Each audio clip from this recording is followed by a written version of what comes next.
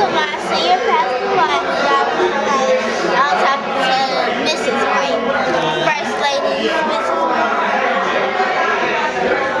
How has time affected the way now than in the past? Basically, she's asking, how has time affected how people demonstrate and show love and affection to each other? Or how much love there is? How has time affected? How has love changed since when you were younger to now? Oh, since we were younger. Well, the older we get, we understand more about what love is. We understand, because when we're younger, we mainly go off feelings, and when we get older, we appreciate each other, and with appreciation come a deeper love and respect and adoration for each other, and that's, in my opinion, it's not so much that love changes, it's that as you get older, your understanding of what love actually is changes. What has really happened over the years, when I look back at my mother and father, the parents of 9, and I'm the baby of 9 children, that the big difference is their love was gauged toward each other. Daddy's love was gauged toward mama. Mama's love was gauged toward daddy. Whatever he did it with her in mind. Whatever she did it with him in mind. It has so happened now that in recent years, love has become so individual. It's all me, I, and mine. And I want everything for me, I and mine. And that's the way so many people are building now what they're calling a love relationship. But it's not a love relationship. It's a love. The old saying is, love is not love if not given. Love is not love. Love is not love if it's not given. You give love. You don't expect love. And if both parties feeling the same way, give love to the other, then that's going to make for the type of love that I recognize from my childhood. The love that Mama had for us, not just for herself. 9 children, 5 boys. Well, totally it was 6 boys, 3 girls. You know, and none of us ever felt like we were left out. You were always first. Every one of you. I don't care how tall you got, how bad you were, or whatever the circumstance. That love remained the same. And that, unfortunately, is not the way it is today in the average home.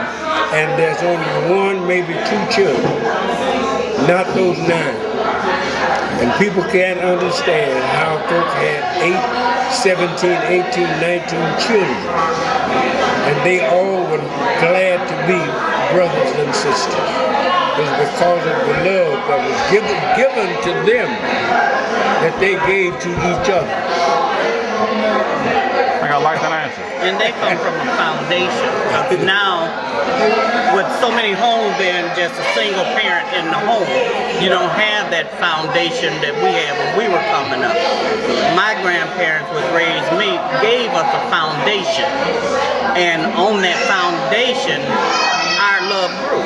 So I come out of a household with a lot of people in it, but we had 8 people living in our house, but we only had 2 bedrooms, but our house was never full. You know, it was never overcrowded because we all had love for each other.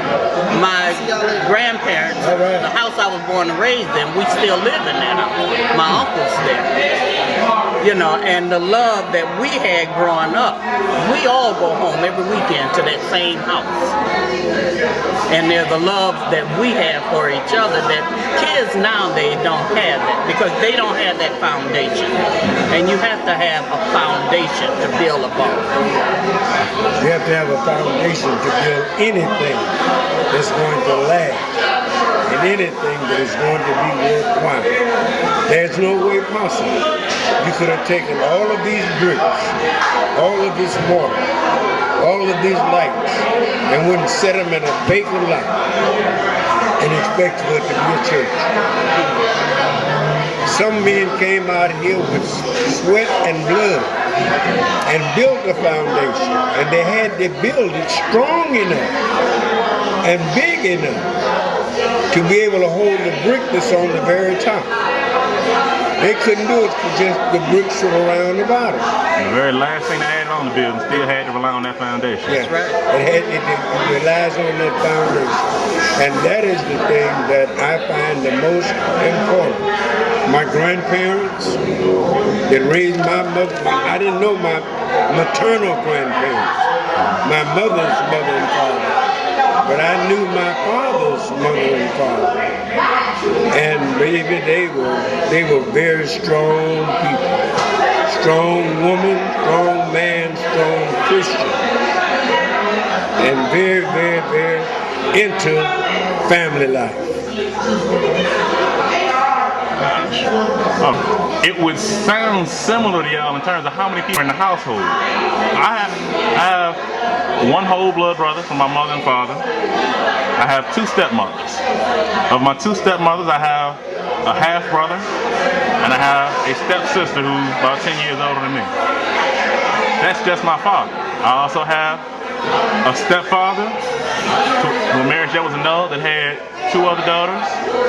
And then my mom, after she annulled from him, met another gentleman who also had a son. There were as many people, but it was all separate and they all separated again. Yeah. With two of them are together at this point, none of them suckers. My dad and second wife is together, but about to fall apart. And you don't have that. You don't have foundation no more. You're exactly right. The foundation is not there, and we those bricks and lights out on the lot. We recognize each other and call each other the same part of the same building, but Right. Yeah. okay. All right. So next question.